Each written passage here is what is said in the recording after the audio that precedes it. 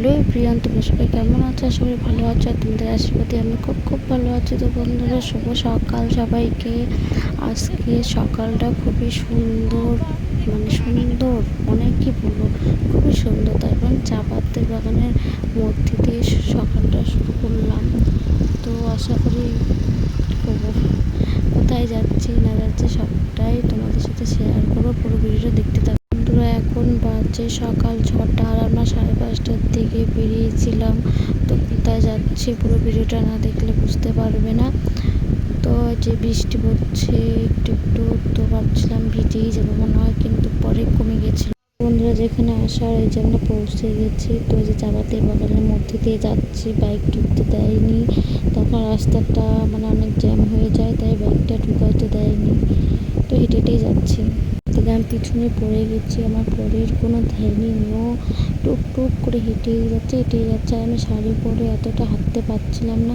তো আমি ভিডিও করতে করতে আস্তে আস্তে যাচ্ছিলাম। আর এই দেখো, আমার বরকে ব্যাগ ধরিয়ে দিয়েছি, পুজোর সব জিনিস আছে, তো ব্যাগ নিয়ে যাচ্ছে। তো বন্ধুরা, এই দেখো আমার ফুড লুক, আর আমাকে কেমন লাগছে অবশ্যই বলবে। আর সকালবেলা তাড়াহুড়োতে ভালো করে শাড়িটাও পরতে পারিনি, এইভাবে চলে এসেছি। বন্ধুরা, তোমাদেরকে বলেই দিই আমি কোথায় এসেছি। দেখো, মন্দিরে চলে এসেছি। তো মন্দিরে পুজো দিতে এসেছি, তাই একটু সকাল সকালই চলে এসেছি। তখন যত বেলা হবে এত ভিড় হবে, তাই সকাল 5:30টার থেকে বেরিয়েছিলাম। এখন বাজে 6:10। তো এই যে পৌঁছে গেছি। আমার বর জুতোগুলো খুললো, আমি এখন খুলে তারপর মন্দিরের ভিতরে ঢুকে যাব।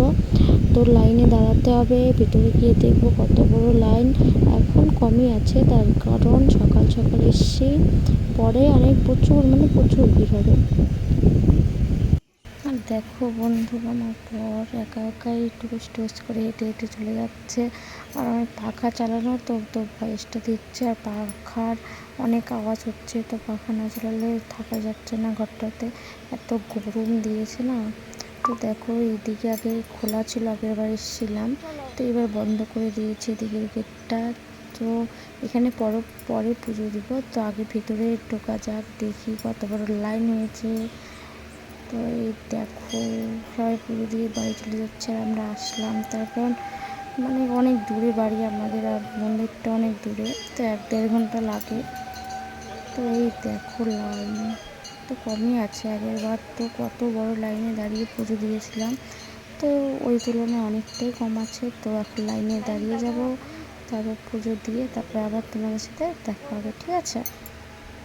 আমরা এত ভিড়ে আর ভিডিও করতে পারিনি। যখন মন্দিরের ভিতরে ঢুকি তো প্রচুর ভিড় হয়। আর এদিকে দেখো, আমার বর ফোঁটা দিয়ে দিচ্ছে। মন্দিরে এসে ফোঁটা না দিলে একদমই ভালো লাগে না। তো আমিও একটু ফোঁটা দিয়ে দিলাম আমার বরের সঙ্গে সঙ্গে। দেখি পুজো টুজো দিয়ে তারপর বেরিয়ে দেখি খিচুড়ি প্রসাদ খাওয়াচ্ছে। তো এত গরমে আর আমি খেলাম না। ওই যে আমার বর ওখানে একা খেয়ে যাচ্ছে, আর আমি এই সাইডে দাঁড়িয়ে আছি। আর এই দেখো, খিচুড়ি খাওয়ার লাইন নেই, সেরকম ভিড়ও নেই। আর প্রসাদ খাওয়া হয়ে গেছে। এখন আমার বর বলছে তুমিও খেয়ে নাও। আমি বলছি এত গরমে খাবো না খিচুড়ি প্রসাদ। তো বলছে খেতে হবে। তারপর আমি বললাম ঠিক আছে, আনতে যাবো আমি প্রসাদ, কিন্তু তুমি আমার ক্যামেরাটা করে দেবে। তখন ওনা একদমই ক্যামেরা করতে চায় না, আর একা একা না সম্ভব না পুরোটা দেখানো। তো আমি বললাম ঠিক আছে, প্রসাদ আনতে যাবো, তুমি যদি ভিডিও করে দাও তাহলে। তারপর বাধ্য হয়ে একটুখানি ভিডিও করে দিয়েছে, তাও ভালো করে ক্যামেরাটা ধরতে পারিনি। বন্ধুরা, ওখানে করে ফটো উঠে তারপর ভিডিও করে এখন চলে যাচ্ছি বাড়িতে। তো এইদিকে দেখো বৃষ্টি পড়ছে, আমরা ভিজে চলে যাচ্ছি, কি আর করবো বলো। তারপর কিছুটা রাস্তায় এসে আমার খিদে পেয়ে গেছিলো। তো বর বললো মিষ্টির দোকানে দাঁড়া করাই কিছু খেয়ে নিই, তারপরে যাব। মিষ্টির দোকানে ঢুকে এই যে পরোটা খাচ্ছিলাম আর মিষ্টি খাচ্ছিলাম, আর বিরিয়ানি খাওয়ার ইচ্ছা ছিল, কিন্তু এত সকালবেলা বিরিয়ানি কোথায় পাবো, কে আমার জন্য রান্না করে রাখবে। তাই আমার বর এটাই বলছিলাম, বললাম বিরিয়ানি খাবো, ও আমাকে এই অ্যান্সারটা দিল।